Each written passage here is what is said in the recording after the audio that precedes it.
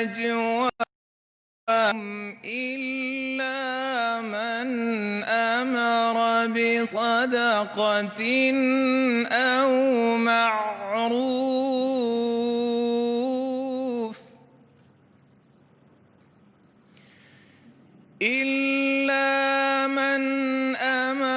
بصدقة أو معروف أو إصلاح بين الناس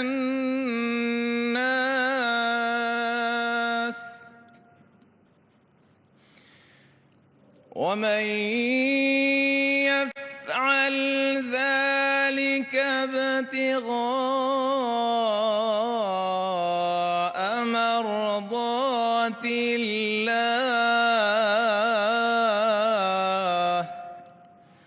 فسوف نؤتيه أجرا عظيما. إنما المؤمنون إخوة فأصلحوا بين أخويكم واتقوا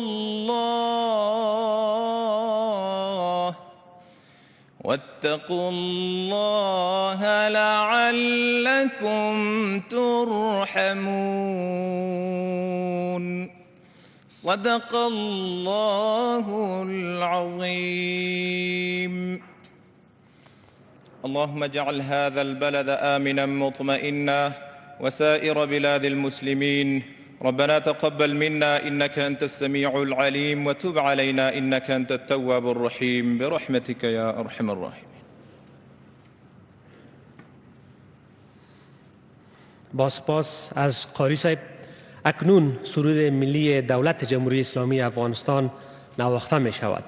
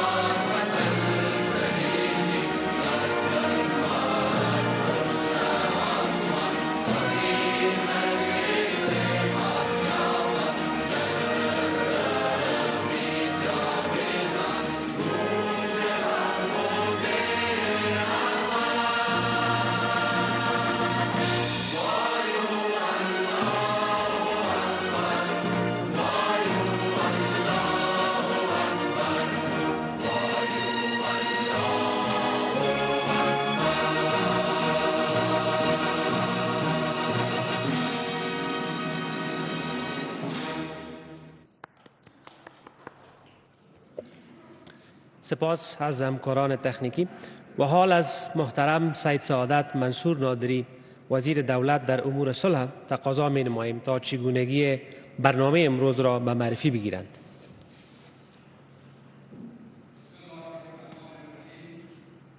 دی افغانستان دی اسلامی جمهوریت جلال مآب جمهور رئیس، دی مصالحه دی عالی شورا جلال مآب رئیس، دی افغانستان اسلامی جمهوریت پخوانه ولسمشر جلال مآب محترم حامد کرزی،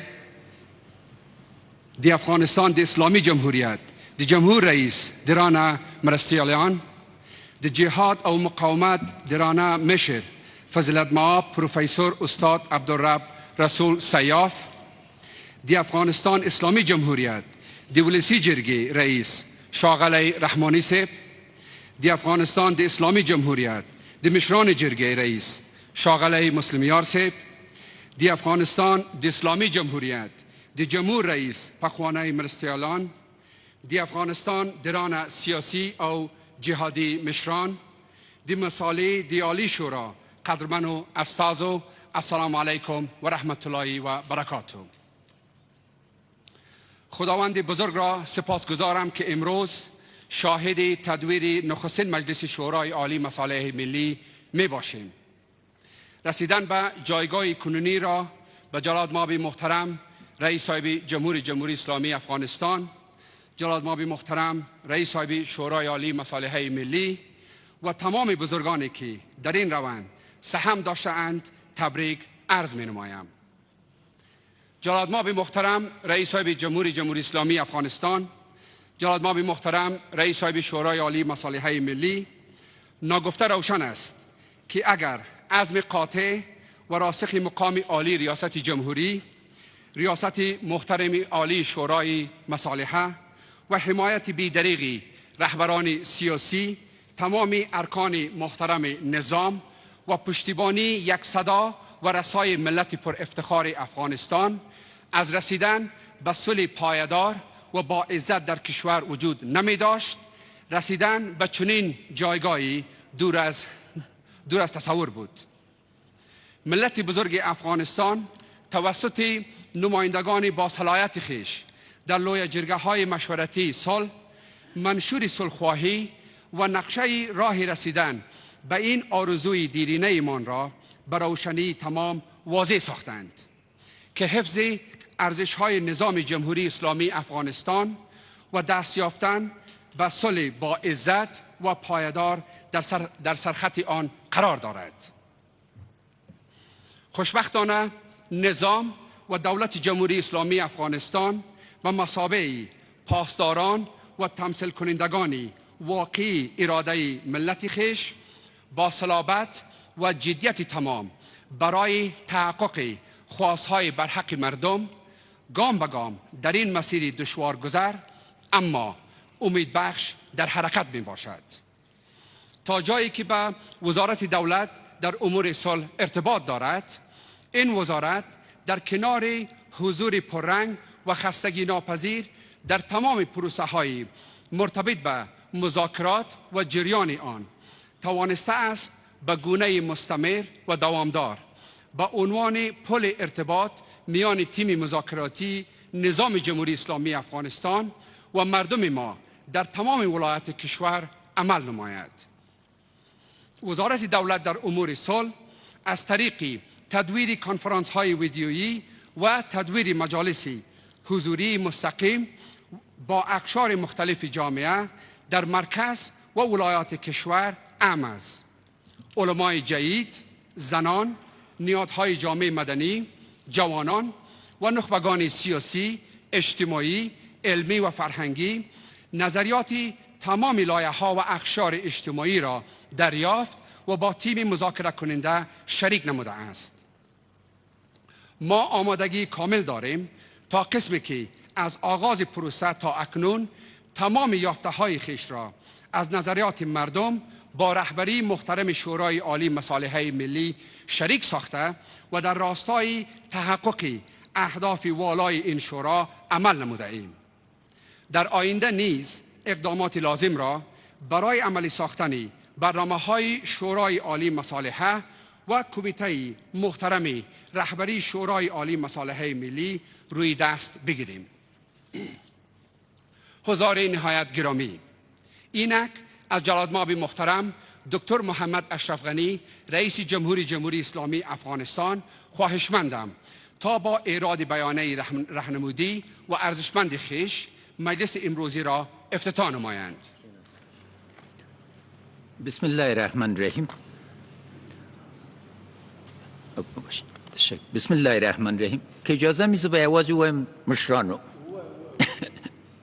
زی کار ساده سی طول مشرانو از تشریف آوریتان امروز از صمیم قلب ابراز امتنان میکنم.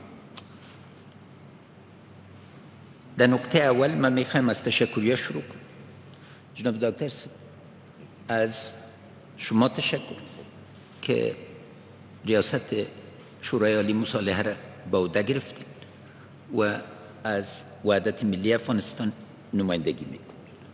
از جناب استاد گرامی استاد سیاف از خاطر که لوی جرگه اوله با قوت تمام مدیریت کردن و بعض زمینه را برای ابراز مدیریت جناب شما فراهم کردن، ابراز تشکر میکنم. استاد تاسی او بنسچی در افغانستان خدای مو همیشه لره. جناب کرزی تاس دوامدارو الوزالونه چه کریو او کوی زل کومینه مننه کو. جناب برادر گرامی منصب اول ریاست جمهوری، جناب منصب دوم ریاست جمهوری، از وحدت فکر و عملتان و از قاطعیت واضح که صلح بالاترین خواست ملت مسلمان افغانستان است و همه در یک صف ایستاده هستیم ابراز تشکر میکنیم. جناب رحمانی صاحب رئیس اولوسی جرگه افغانستان، جناب مسلمیار صاحب رئیس مشران جرگه افغانستان از موقف قوی شورای ملی افغانستان در حمایت تیم مصالحه و روند مصالحه ابراز امتنان میکنم. جناب قانونی صاحب، جناب خلیلی صاحب معاونین اسبق ریاست جمهوری افغانستان، آله قانونی صاحب کار نشی نیمه موی سفید آئی ما هنوزم. جناب استاد محقق استاد عطا محمد نور، جناب وزیر صاحب اسماعیل خان، جناب گیلانی صاحب یاد جناب پیر صاحب مرحوم بخیر باشه که زمینه را فراهم کردن. جناب مجدی صاحب بازم جای جناب حضرت صاحب خالی است اما شما تشریف دارین. شهرانی صاحب تشریف آوردن، خوش آمدید میگمشن. انجینیر صاحب محمد خان،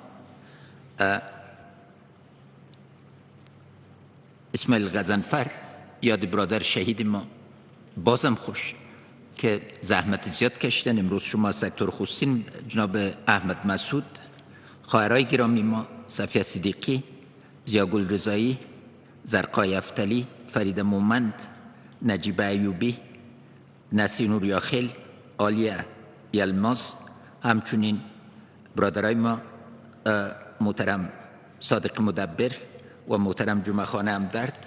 از داخل حکومت معلوم دار وزیر صاحب خارجه اتمر صاحب، جناب علومی صاحب، فضلی صاحب، مولوی صاحب جوره، حاجی صاحب المازگدر و همچنین از هیئت رهبری شورای عالی مصالحه فرهمند صاحب، سادتی صاحب، حاجی صاحب دین محمد، خواهر محترم ما زوره مطهر احمدزی، محمد اکرم خپلواک صاحب و خاصتا از وزیر صاحب صلح سید سعادت نادری ابراز امتنان میکنم. حضور شما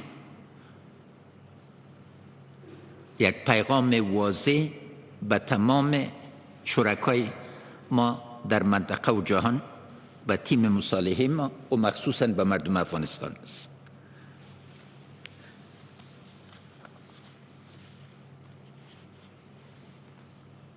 مذاکرات در مرحله دوم رسیده.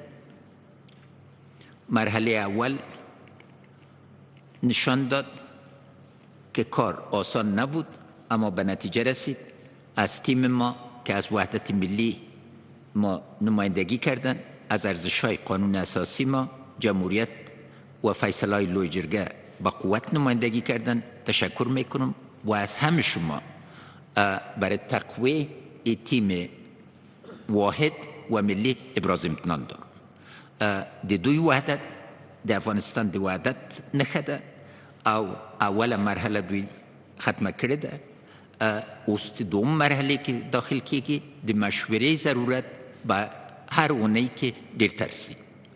ضرورت واضح است که برای مرحله دوم ما مشوره را انجام بدیم که شروع کار از همینجا شروع میشه و به دقت انشالله تعالی و با مو متانت و تدبیری که پیش رفتیم باید پیش بریم. شرایط باید تحلیل شود. تغییر شرایط دوامدار است و در یک حالت متحول ما باید همیشه دقت داشته باشیم تا اشتباه نکنیم.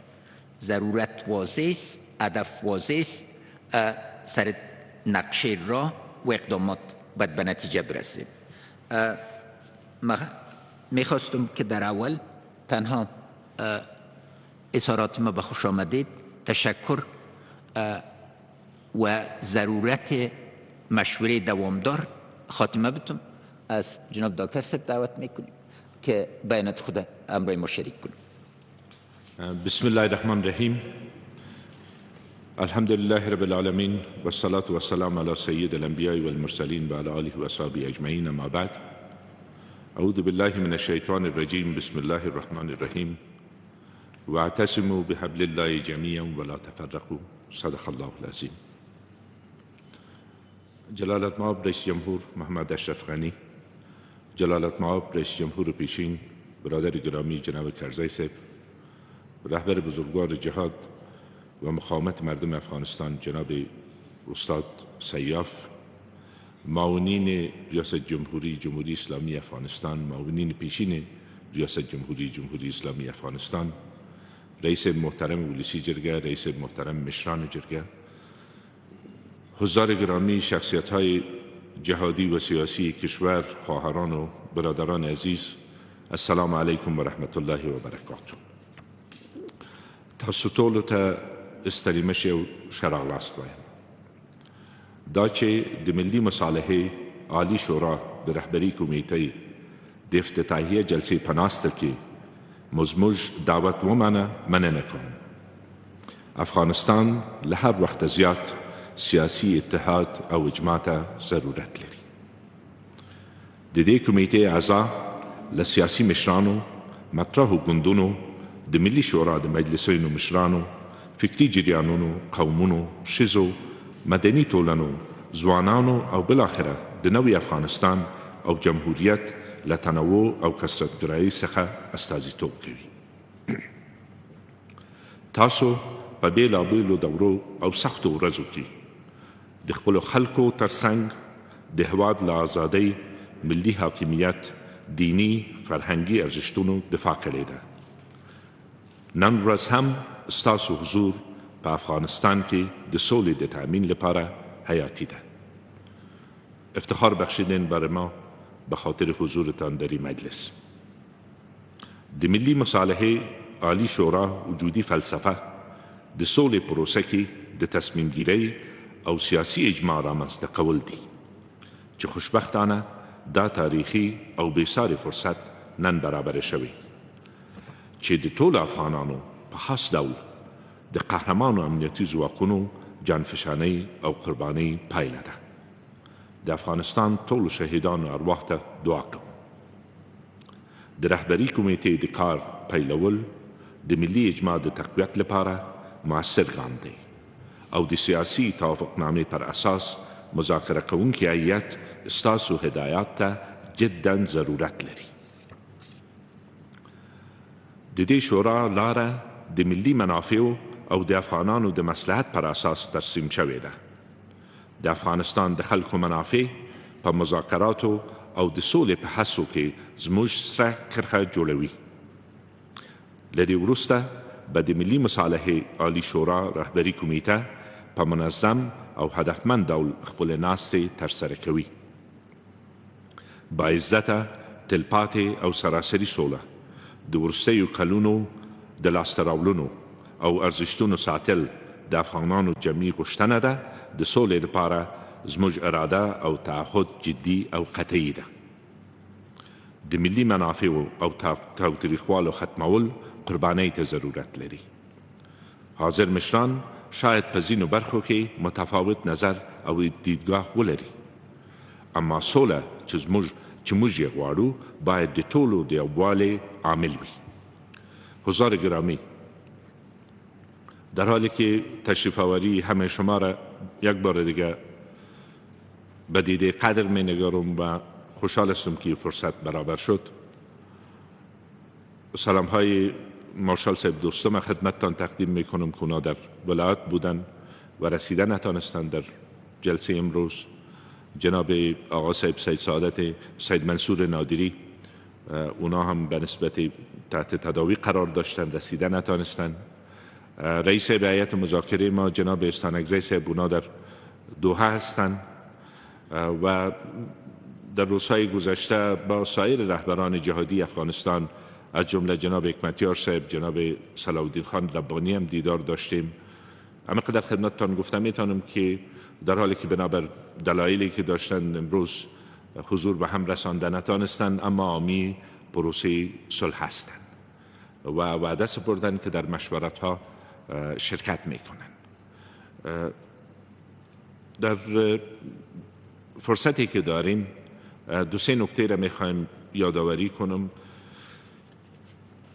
رفتن به طرف صلح در یک فرصت بسیار تاریخی، در یک مرحله بسیار حساس تاریخی کشور ما، از همه بیشتر، مثل که بیشترم یادآوری کردم، به اجماع و وحدت ضرورت داره و با ذهنیت همه شمول، با عملکرد همه شمول ما میتونیم که وحدت در جمهوری اسلامی افغانستان تأمین کنیم و مردم افغانستان اراده خود و نیت خود در مورد صلح ثابت کردند. بلوی جرگاه پیشتر جناب رئیس جمهور هم اشاره داشتن و تمثیل اراده مردم افغانستان نمایندگی خوب صورت گرفت. یک صدا همه خواستار صلح با عزت و پایدار بودند، با حفظ نهادهای کشور، با حفظ دستاوردهای کشور، اما با اینکه با قبول اصل که رفتن به طرف صلح قربانی از همه میخواد. کوشش ما میخواد بود که در مجمع عمومی و در جمع در شورای عالی مصالحه ملی تا حد ممکن ما تمثیل اجماع مردم افغانستان داشته باشیم. از اقشار مختلف مردم افغانستان از همه نمایندگی خوب صورت گرفته بدانه. یک کار 100% که مورد قناعت همه باشه میفهمیم که متصور نیست، اما ما باید کوشش 100% خود کرده باشیم در رسیدن به می هدف. جلسات شورای عالی مصالحه ملی از کمیته رهبری و جلسات عمومی دایر خواهد شد. بحث‌های معنادار باید صورت بگیرد و بالاخره ما در اینجا مشخص باید بسازیم که چه قدم‌های دیگر برمی‌داریم تا رسیدن به صلح پایدار. قدم‌هایی که برداشته شود در ایجاد اعتماد. امروز همه مردم افغانستان تقاضای برقراری آتش بس سراسری دارند یا از بین رفتن دشمنی، اما با قربانی که جنگ و ادامه جنگ از مردم افغانستان میگیره، در این شک نیست که مردم افغانستان تشویش‌های خود هم دارند و تشویش‌های جدی است. ما باید به توافق برسیم که نقشه راه ما برای رسیدن به صلح چیست و در رسیدن به هدف نهایی کدام قدم ها برداشته میشه، تا چه حد ما حاضر به قربانی هستیم، حاضر به ایستیم که با روحی همدیگر پذیری به ندای بر حق مردم افغانستان که رسیدن به صلح هست جواب قناعت بخش بدیم.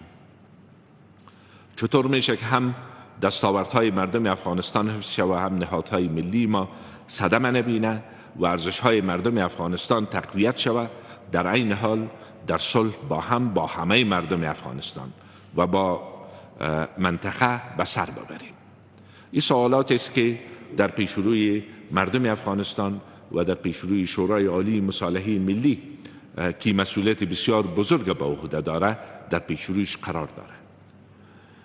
مسائلی که باز در مطرح خواهد شد که بالاخره ایجاب فیصله بزرگتر مردم افغانستان خواهد کرد. اگر در جایی رسیدیم که بالاخره مردم افغانستان باید تصمیم بگیره، در اون وقت با چه شکل و شیوه ما با قدم‌ها را برمی‌داریم. اما به صورت کل من در این شک ندارم که اکثریت مطلق مردم افغانستان خواستار رسیدن به صلح با عزت و پایدار هستند. اما شعر حافظ به یادم آمد که میگه درخت دوستی بنشان که کام دل به بار آرد، نهال دشمنی برکن که رنج بیشمار آرد. درخت دوستی بنشان که کام دل به بار آرد، نهال دشمنی برکن که رنج بیشمار آرد. در راه صلح مردم افغانستان قربانی های زیاد دادند. استاد شهید رهبر جمعیت اسلامی افغانستان مسئولیت پیشبرد پروسه را به عهده داشتند. در یک مرحله مرحوم حضرت صاحب صبغت الله مجددی رهبر شهیر مردم افغانستان که در میان ما نیستند این مسئولیت به عهده داشتند. جناب پیر صاحب سید احمد گیلانی خداوند مغفرتشان کنه رهبر جهادی این مسئولیت گرفتن. جناب استاد عبدالکریم خلیلی که در این مجلس ما حضور دارند در یک شرایط بسیار حساس عهدهدار این مسئولیت بودند. امروز من چیزی را خدمت شما اطمینان داده میتونم که با این فرصتی که پیدا شده که ما در خدمت از این آرمان بزرگ و مقدس باشیم، توکل ما به خداوند بزرگ است.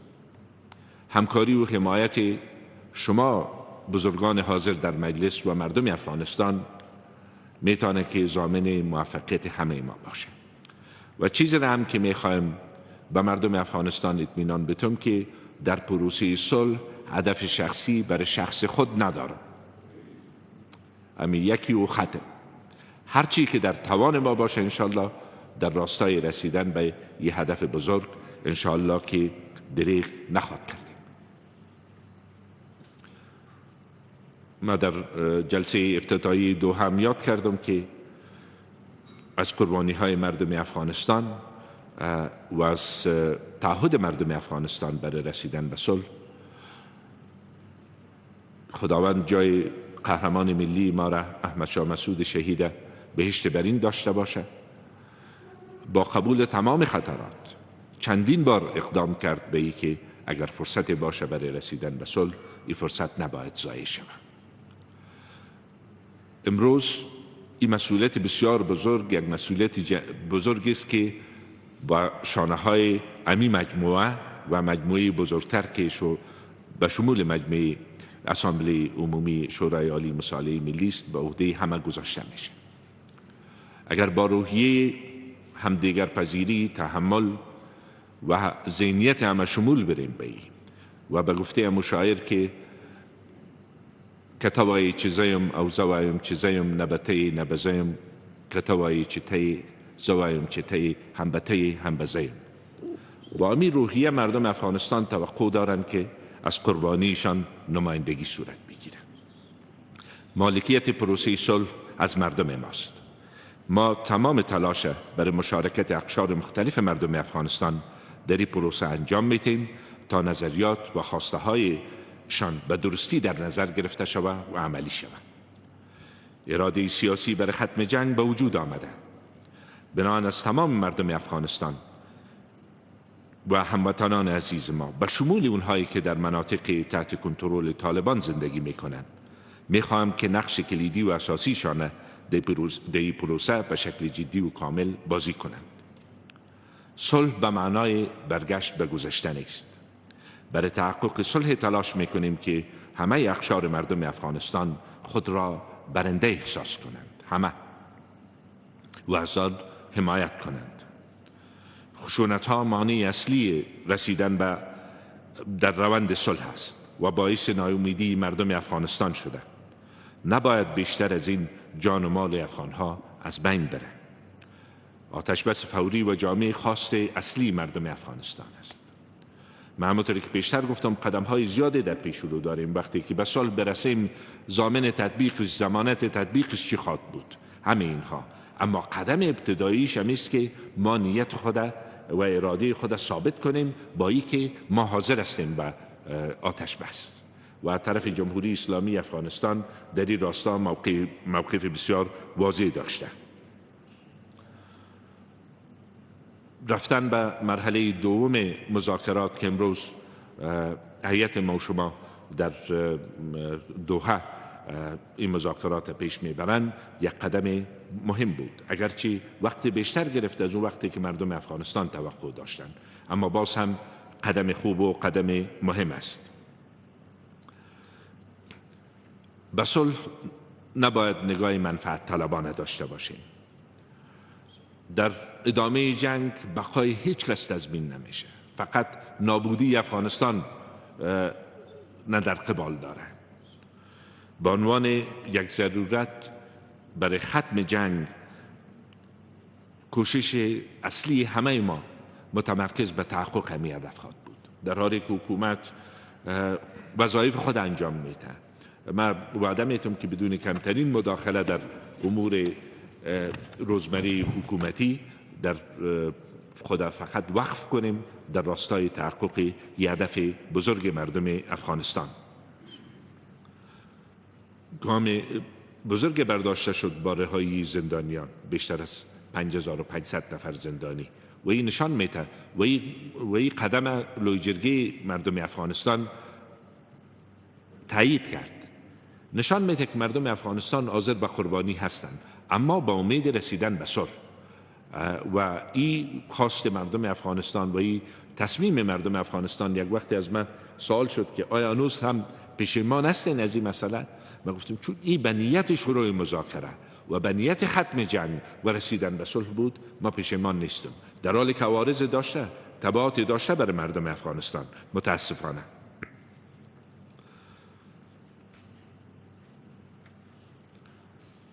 از همکاری جامعه بین المللی تشکر میکنیم. در پهلوی اجماع داخلی بر صلح، تامین صلح پایدار، همکاری کشورهای منطقه و جامعه بین المللی یک ضرورت بوده و هست. سفرهای داشتیم و مردم افغانستان خواستار شکلگیری یک رابطه پایدار در سطح کشورهای همسایه و منطقه بوده و هست. افغانستان برای رسیدن به صلح و ثبات و رفاه نیازمند اجماع جهانی در حمایت از صلح پایدار، توسعه و ثبات سیاسی می باشد. از کنفرانس ژنو و تعهدات جامعه بین المللی بر حمایت از مردم افغانستان و کمک به مردم افغانستان تشکر می کنیم.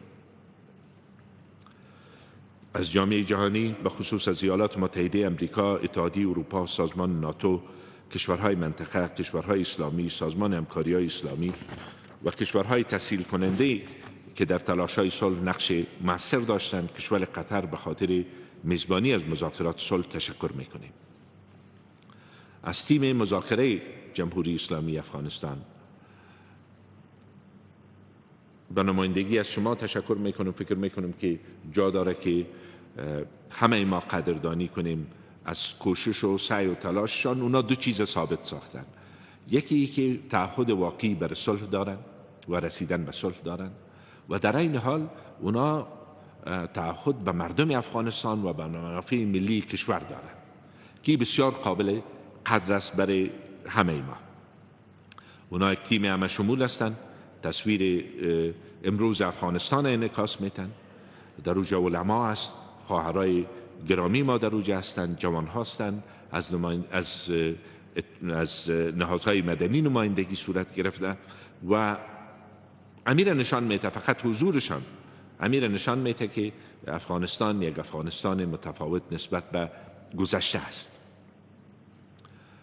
از تیم مذاکراتی طرف مقابل هم تشکر میکنیم که خب بدون موافقه اونها به همین نقطه نمی رسیدیم، اما امروز در یک مرحله رسیدیم که باید از این بگذاریم با آنچه که مردم افغانستان ضرورت داره و نیاز داره، که در قدم اول آتش بس جامعه است یا ختم دشمنی است، به هر شکلی که صورت میگیره انشاءالله به این نتیجه برسیم. البته بحث‌های بسیار جدی دیگه هم در پیش رو خواهد بود.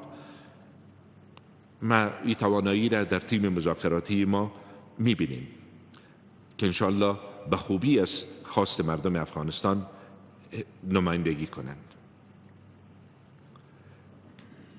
در جریان مذاکرات طبعا تبصره‌های صورت می‌گرفت، بحث‌های می‌شد، گاهی بر رسانه‌ها مسائل مطرح می‌شد که کمک نمی‌کرد به پیشبرد کار مذاکرات. جا داره که در حالی که تشکر می‌کنیم یک بار دیگه اطمینانم بدیم به هیئت مذاکره ما که شما نمایندگی از همه مردم افغانستان میکنید و حمایت شورای عالی مصالحه ملی و کمیته رهبری را شما دارین.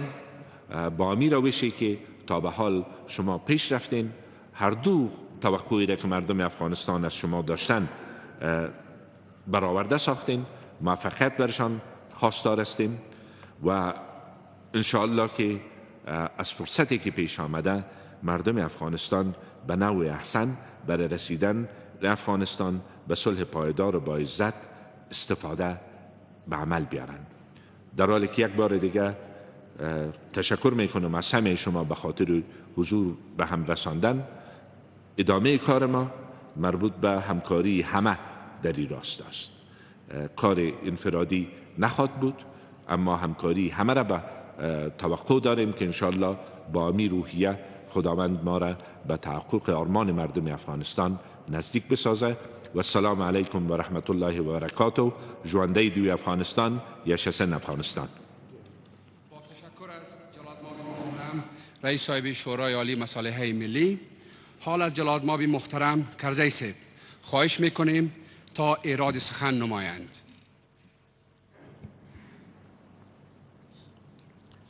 بسم الله الرحمن الرحیم. جلالماب رئیس صاحب جمهور، جلالماب رئیس صاحب صلح ما، استاد گرامی ما، بزرگوار جهادی ما، معاونین محترم ریاست جمهوری، معاونین محترم پیشین ریاست جمهوری، رؤسای مجلسین، بزرگای جهادی ما و بزرگای وطنی ما، جناب محقق صاحب، جناب نور صاحب، امیر صاحب اسماعیل خان، محترم و بزرگوار جهاد ما، آقا صاحب محترم، مجری صاحب محترم، وزیر صاحب خارجه، تمام بزرگان حاضر در مجلس، بزرگوار و عالم دین کشور ما، شهرانی صاحب محترم، حاجی صاحب در محمد، خواهرای ما و خصوص خواهرای ما، تمام حاضرین مجلس و با احترام به همه، د نن مجلس ډېر ښه قدم بولم، کور ودان او ډېر ښه اول قدم بولم د داسې یو عالي شورا د راوستو او تقویه لپاره چې د افغانستان د خلکو د سولې د هیلو او غوښتنو او ملي آرزوګانو پوره او معناداره نمایندګي وکړي. او زه لکه مخکې چې مې هم ویلي به په دې لاره کې د رسمیاتو په اخوا په ټول توان په ټول کوشش رئیس صاحب د شورای صلح د عالی ملي مرام ته ستاسو سره همکار اوسئ. سوله د افغانستان د خلکو آرزو ده، بلکې سوله د هر انسان او د هر انساني ټولنې آرزو ده. موږ د افغانستان خلک هم د دې څخه جلا نه یو، بلکې موږ چې دردېدلي، رنځېدلي، ټکول سوي خلک یو، دا آرزو مو تر نورو ډېره برحقه او پر ځای او ستره ده. نو دې آرزو ته د رسېدو دپاره به ټوله هڅه وکړو، ټول کوشش به وکړو. او واضح ده لکه ډاکټر صاحب محترم د سولې د شورا محترم رئیس صاحب چې ویل، دا هڅه هلته کامیابه کیدای شي چې موږ ټوله په اتحاد او اتفاق او رولګلوۍ او خورولۍ دې کوشش ته ودانګو، یو ځای وو، د جنګ څخه مخ واړو، د جنګي تبلیغات څخه مخ واړو، او ژغ د ورورولۍ او د اتحاد او اتفاق او د افغانستان د خلکو د ټولو خلکو د ملي ګټو وکړو. موږ چې دلته ناست یو او طالبان دواړه د افغانستان خلک یو، د دې خاورې یو، هغوی هم دغومره په دې خاوره کې خاوندان دي لکه موږ یو، موږ هم هغومره په دې خاوره کې خاوندان دي او ځان صاحب بولي لکه دوی چې بولي، فرق نشته. نو دا افغان وژنه زموږ ملي وظیفه ده، دینی فرض دی چې ژر تر ژره ختم شي، تر څو موږ د یو ملت په توګه د خپل هیواد واګې په خپل لاس کې ولرو. رئیس صاحب صلح ما شما فرمودین که برای دایر کردن جلسه امروز شما خدمت حکمتیار صاحب تشریف بردین و با آنها مجلس کردین، با حکمتیار صاحب و همچنین با محترم صلاح الدین خان ربانی مجلس کردین. کار بسیار نیکی کردین و حقیقتاً که کوشش به اتحاد و اتفاق ما را به مرام خود میرسانه که صلح است. این جلسه ما میتونه که کاملتر شود و بهتر شود. شخصیت های دیگر در خاک ما هستند که هم به صلح کوشش کردن و هم صاحب دید و نظر هستند، هم نمایندگی مردمی دارند و هم نمایندگی فکری کرده میتونند. اونا هم امیدوار هستیم که اگر دعوت نشدن دعوت شوند و اگر دعوت شدند و نمیایند دلیل پرسان شود که چرا، مثل که حکمتیار صاحب و محترم و ربانی صاحب محترم به شما فرمودن. در 2 سالی که ما به صلح کوشش میکنیم، بعضی از شخصیت های بسیار مهم کشور ما، اسپانتا صاحب، خرم صاحب، زاخلوال صاحب، قائد صاحب گلرحمان و بزرگان دیگه در وطن ما هستند که در راستا کوشش کردن. هیچ عیبی نداره که تعداد ما زیادتر باشه ولی نمایندگی مردمی و فکری بهتر کرده میتونیم و یک جای با هم بر خاک خود و آرامش خاک خود کوشش کنیم.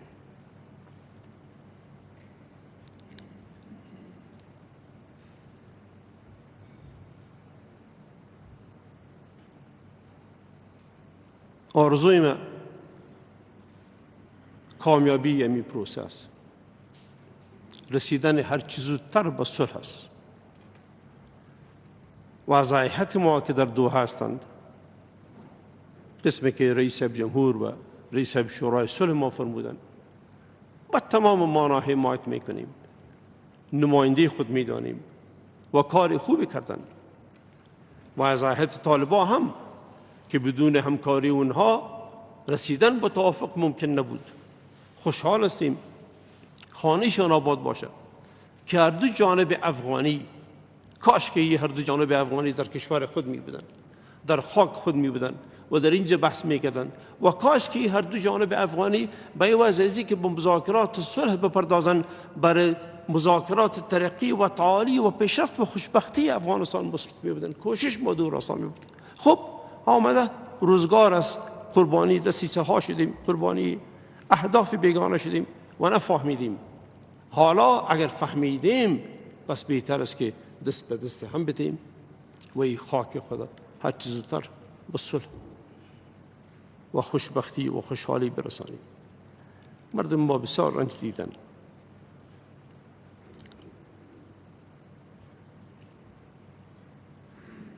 آرزوی تفرقای کشور ماست که صاحب صلح شویم و دیگه شاهد دست پای بریدهشون نباشیم و این کار اگر ما از ته دل و با قوت تصمیم بگیریم انجام داده میتونیم، به او رسیده میتونیم. برای افغانستان صاحب صلح، برای افغانستان صاحب عزت، برای افغانستان صاحب استقلال و حاکمیت و در این حال دوست با جهان، دوست با همسایه‌های ما و در رابطه نیک با همه. به تمام معنا با شما در خدمت هستیم و همکار هستیم و در اتحاد اتفاق.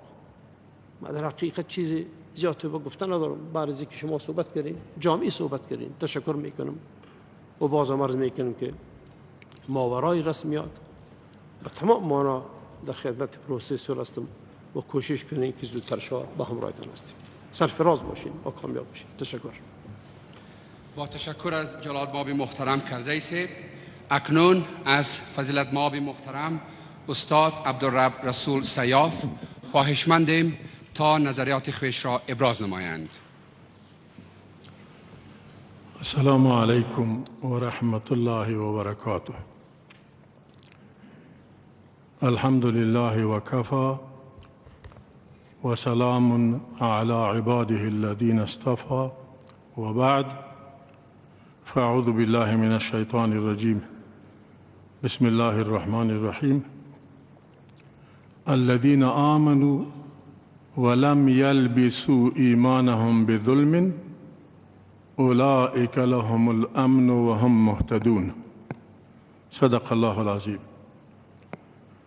وقال رسول الله صلى الله عليه وسلم: من أصلح ما بينه وبين الله أصلح الله ما بينه وبين الناس.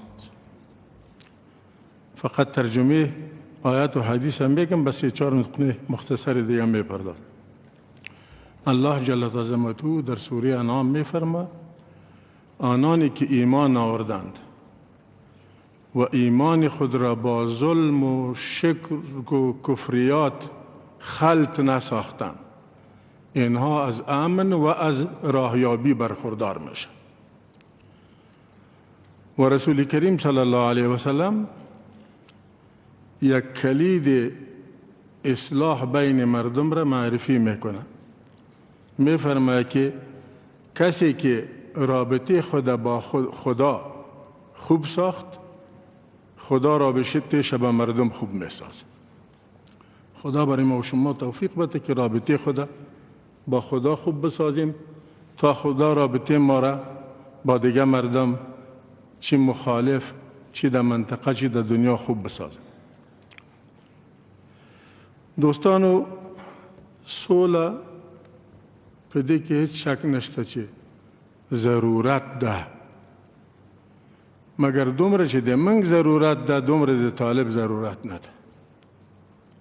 یعنی په دې منګ باید پوه شو چې دا ضرورت منګ ته ډېر اهم ده نسبت مقابل لوري ته، ځکه چې د ملت د امنیت مسؤلیت زموږ او تاسو په غاړه ده، دغه په غاړه نه ده. هغه باید د دینی احساس په بنیاد په خلکو زړه وخوږي او له کارو لاس واخلي. اما موږ او تاسې دینی او ملي وجیبه لرو چې ولس ته امن راولو او ولس په امن کې شي. دویم دا چې سوله مسؤلیت ده، دینی واجب ده. دا واجب هم منګ ته ډېر راجع ده نسبت مقابل لوري ته. یعنی منګ نسبت هغوی ته ډېر باید احساس د مسؤلیت وکړو په راوستلو د یوې باعزته، با حرمته، پایدار سولې ته. هغه سوله، دا ټکی ډېر مهم ده چې زه وایم ورسره، هغه سوله چې د منګ خپلواکي، ملي حاکمیت او عزت پکې خوندي پاتې شي. هغه سوله چې په نتیجه کې زمنګ خاوره او زمنګ ولس هم یو ځای پاتې شي. او خدا ناخواسته دا با عزت ولس د کوم بل ملک د دیوال تر سوري لاندې کې نه نوشي، چې دا ما څنګه ډېر مهم ده. تأسیس هذه الشورى و این جلسه افتتاحیش هم فعال نیک میگیرم. خدا برای از این شورای عالی صلح که در رأسش برادر ما دکتر صاحب قرار داره توفیق بده که خواست مردم را برآورده ساخته بتونه، با صلاحیت و با ابتکار در این میدان قدم بردارن. ما همراهشان همکار هستیم، با تمام قوت همراهتان همکار هستیم چی عضویتی از این شورا را داشته باشیم چی نداشته باشیم، به صفت یک افغان، به صفت یک مسلمان، ما به این پابند هستیم انشالله. و طوری که دکتر صاحب فرمودن، هیئتی که از اینجا رفته، این هیئت در چند نقطه صلابت خود نشان داد و از این مجلس ما پیشنهاد امامی است که امروز باید حمایت از این هیئت اعلان شود که شورای عالی صلح در اولین جلسه خود حمایت خود از شما اعلان کرد. نقطه اول که ما برایشان شاد باش میگم که با وجود تلاش هایی که شد برای تقسیم و تجزیه از یا اینا وحدت خود نگاه کرده، به نام مذهب به نام های دیگه تلاش صورت گرفت که اینا از هم جدا شوند. الحمدلله که اینا وحدت خود نگاه کرد. دیگه امی سمت و صفتی که از این رفته بودن، بسیار تلاش ها صورت گرفت که دولت به حاشیه زده شود یا نظام به حاشیه زده شود. اینا در اینجا هم ثبات خود نشان دادن، خانهشان آباد نگذاشتن که نظام به حاشیه زده شود. ما وقتی که نام از نظام میگیرم منظورم دکتر صاحب اشرف غنی نیست و نه ارکان دولت است. منظور من اینمی سقف است که به خون بیشتر از 2 میلیون شهیدی سقف آباد شده و ما در زیر این سقف زندگی میکنیم. ما که میگیم حمایت از نظام، منظور ما حمایت از اینمی سقف است. این سقف را باید اجازه ندیم که بفته پایین بیا و خانهشان آباد از این سقف هم حمایت کردن. خدا برشان توفیق بیشتر بده. و نقطه دیگه که قابل قدر است ایست که بسیار حوصله نشان دادن، صبر و شکیبایی نشان دادن، پایداری نشان دادن تا بالاخره رسیدن به اون نقطه که در اصل متن و در اصل موضوع و اجندا داخل شوند. برشان توفیق میخوایم از خدا، خداوند کامیاب بسازشان. دکتر صاحب محترم، شما با این شورا به نمایندگی از ملت در مورد آوردن یزی صلح مکلفیت هم دارین، همونطور که صلاحیت دارین مکلفیت هم دارین و ما مثل که پیشتر گفتیم همراهتان استاد هستیم. این هیئتی که رفته کارش تا به اونمون نقطه است که در ملک جنگ ختم شود و جانب مقابل آماده شود که سر آینده مشترک گپ بزنیم، سر آینده مشترک تصمیم بگیریم. بازو شکل نظام و استرکچر نظام و چیزا مربوط بشن به ملت که وقتی که اونا آمدن در آغوش ملت باز یک جای در مورد آینده فکر میکنیم و در مورد آینده تصمیم میگیریم. جناب رئیس، ما 2-3 گپ مختصر دیگر هم اجازهتان باشه میگم. در پشتو یک مسئله است، میگه که پردای کٹ تر نیمش بوی. ای که دنیا تا چه وقتی ما استاد میشه نمیشه، اسکرش می باشه نمی باشه، حمایت دنیا را می داشته باشیم یا نمی داشته باشیم، اونمو باید مطابق اینمی ضرب المثل قدیمی که بسیار با محتواس عمل کنیم، اینمی در نظر بگیریم که ما خود را چطور ساخته میتونیم، چطور میتونیم که در برابر چالش ها خود ما به توفیق خدا استاد شه. به دنیا بسیار وزر کردیم جناب رئیس، بسیار وزر کردیم. بیاین که یک چند وقت به خدا وزر کنیم و اگر دنیا ما را اعلا بته خدا ما را اعلا نمیده و اینمی راه استاد شدن و راه ثبات است. گپ دیگه که در اینجا من میزنم و گپ ما میخوایم که دمی 2-3 نقطه خاتمه بتم و ایش جناب رئیس به جناب کرزی صاحب هم اشاره کردن، دکتر صاحب عبدالله هم اشاره کردن. بیاین که صف داخلی خود مستحکم بسازیم. دولت با اینمی مردم خود خوب معلوم میشه و این مردم با دولت خود خوب معلوم میشه. به تنهایی شما هم هیچ هستین، ما هم هیچ هستیم و ملت را خدا ناخواسته در شمار هیچ ندیم. ما یقین دارم که ما از داخل نشکنیم از بیرون ما را کس شکستانده نمیتون. ما به این ایمان دارم. بیاین نگذاریم که ما از داخل بشکنیم و صف خود را طوری جور کنیم که در برابر ضربات محکم هم استادگی کرده بتانیم. ما در میج مناسب میدانم و یک واقعیت است که نیروهای دفاعی و امنیتی ما شما او قربانی را که در امی چند سال داده، تاریخ افغانستان از تأسیسش تا امروز شاهد اینطور قربانی نبوده. البته مسئله جهاد برای آزادسازی افغانستان جدا بوده که او یک قربانی بسیار عالی بود، اما برای حمایت از نظام، برای دفاع از نظام اینطور قربانی تا داده نشده بود. ما از پیششان ممنون هستیم، برایشون دعا میکنیم خداوند ثبات قدم را نصیبشان کنه، خداوند پایداری و استقامت بیشتر را نصیبشان کنه.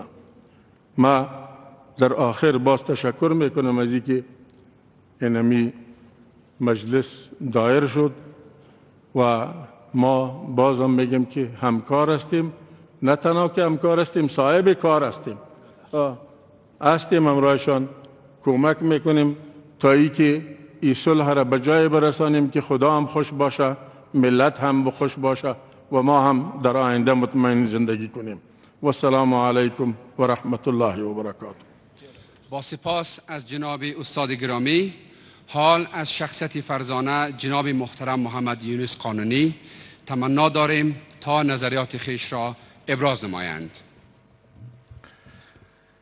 الحمد لله وحده والصلاة والسلام علی من لا نبی بعده. جلالت مآب رئیس جمهوری اسلامی افغانستان، جلالت مآب رئیس شورای عالی مصالحه ملی افغانستان، همه بزرگانی که به دلیل اختصار ذکر نامشان مشکل میشه، هم از خواهرها برادران، السلام علیکم و رحمت الله و برکاته. جناب رئیس محترم، دمیان انبوهی از خبرهای بد، انتحار، انفجار و صدها رنجی را که مردم افغانستان امروز با او دست و گریبان هستند، دو خبر خوش گوش مردم ما را به صورت نسبی نوازش داد. اول، توافقی که بین هیئت جمهوری اسلامی افغانستان و هیئت تحریک طالبان در دوحه صورت گرفت، امید جدیدی را بر مردم افغانستان به وجود آورده. دوم، جلسه افتتاحیه شورای عالی مصالحه که امروز ما افتخار شرکت در او را داریم. دو خبر بدون شک بر مردم افغانستان خبر خوش است. امروز جمعی از خواهران و برادران شخصیت‌های مطرح افغانستان در این سقف جمع شدند. چیزی که شخصیت‌ها را با هم گره زده و جمع ساخته، نه جستجوی مقام، نه موقف، نه معاش، نه امتیاز و نه دست یافتن به یک موقف است. چیزی که شخصیت‌ها را با هم جمع ساخته این است که خنجری را که 40 سال در قلب مردم افغانستان وجود داره که او خنجر جنگ است، ای را به صورت جمعی بیرون بسازند، جنگ را خاتمه ببخشند، صلح مثبت و پایدار در این کشور اساس بگذارند. این چیزی است که جدا از هر نوع سلیقه، هر نوع بک‌گراند، هر نوع دیدگاه متفاوت، این شخصیت ها را در این سقف جمع کرده تا گمشده مردم افغانستان که صلح است با او بصیرت دست جمعی تلاش بکنند. در این حال جناب رئیس به شورای عالی صلح، چگونگی صلح، چگونگی طرح صلح، نقشه راه برای رسیدن به صلح و توحید دیدگاه های مختلف بخشی از اجندای جلسات بعدی خود بود که شورای رهبری صلح پیش خود گرفتند. اما توجه هر دو شما جلالت مآبان را ما به چند نقطه میخوایم معطوف بسازم. یک، صلح مسئله مهم و جدی مردم افغانستان است. این بحث صلح نه صرفاً کار دولت افغانستان و نه صرفاً کار شورای عالی مصالحه است.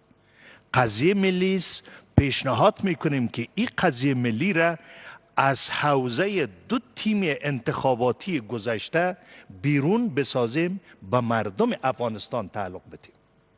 این راه است که حمایت بزرگ ملی را در کنار تلاش‌های صلح به دست میاریم.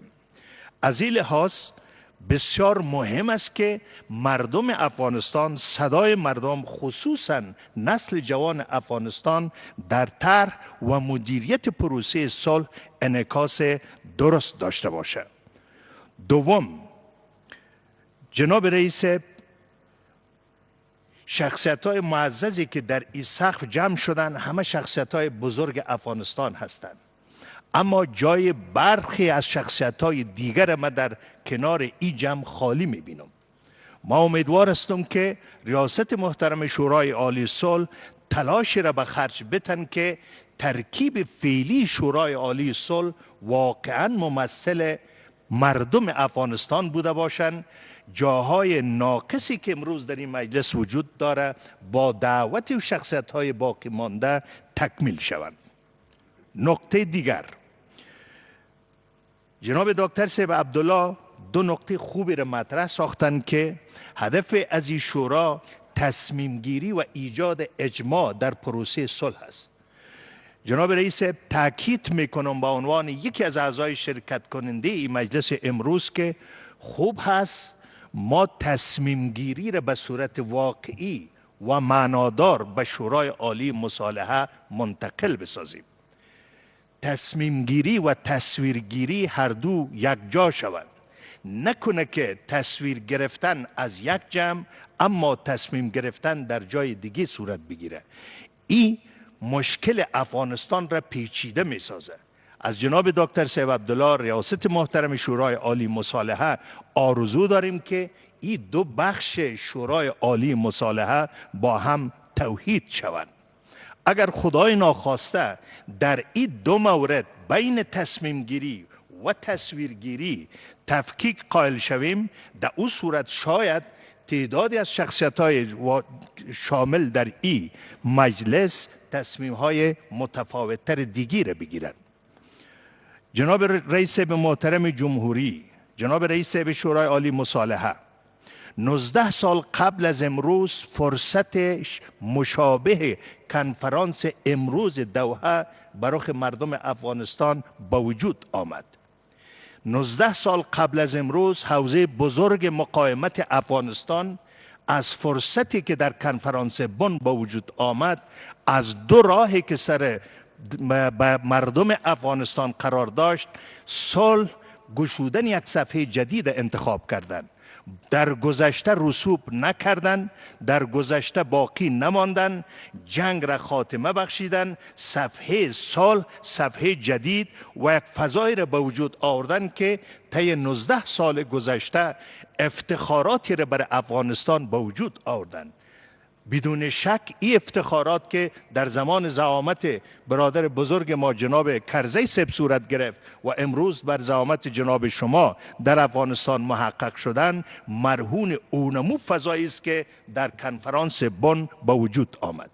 امروز عین فرصت جناب رئیس در کنفرانس دوحه به وجود آمده.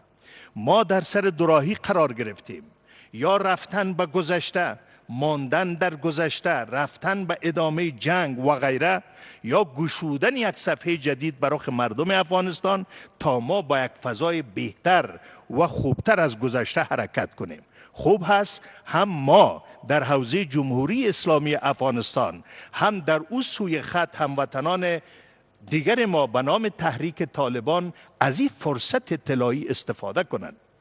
جنگ راه حل افغانستان نیست. گزینه که مردم افغانستان میتونن انتخاب بکنن راه حل سیاسی، تفاهم و رسیدن به یک صلح پایدار و مشروع است. ما به نوبه خود جناب رئیس از هیئت مذاکره کننده افغانستان که تا به امروز با صلابت، با همدلی، با انسجام و با وحدت از منافع جمهوری اسلامی افغانستان دفاع کردن، هم سپاسگزاری میکنم و هم حمایت خود ابراز میکنم.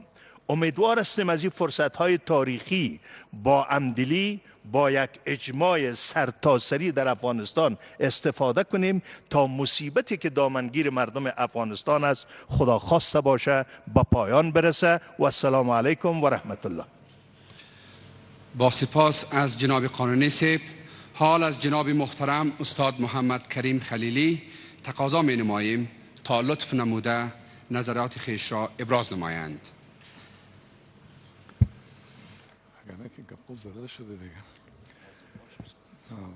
بسم الله الرحمن الرحیم و به نستعین. جناب رئیس جمهور، جناب رئیس شورای عالی مصالحه، جناب رئیس قبلی، بزرگان، همه برادران و خواهران، السلام علیکم و رحمت الله و برکاته. صحبت هایی که تا این لحظه صورت گرفتم همه ایش را تایید میکنم. صحبت های جناب قانونی صاحب بنا ندارم تکرار کنم. خیلی خوشحال هستم که امروز اولین جلسه شورای عالی مصالحه کمیته رهبریش با حضور جناب شما رئیس آغاز به کار کرده. ما ای را به فعال نیک میگیریم. صلح یک ضرورت جدی کشور ماست، جای شک نیست. من بارها گفتم و حالا معتقدم اجماع است در صلح، هیچ گونه تردیدی وجود نداره. زن و مرد افغانستان از هر اعتبار قومی که هستند و از هر قشری از اقشار هستند صلح میخواهند و آرزویش تحقق یافتن صلح است. و خیلی خوشحال هستم که فرصت خیلی خوبی پیش آمده که این صلح جنبه عملی بگیره. کاری که در دوحه شروع شده و آغاز شده و یک مقطع زمانیشم با پایان رسیده، یک مرحلهش یک کار خوبی است و یک فرصت خوبی. من هم مانند دوستا از هیئت محترمی که از کابل و از طرف جمهوری اسلامی افغانستان رفته بودند صمیمانه تشکر میکنم.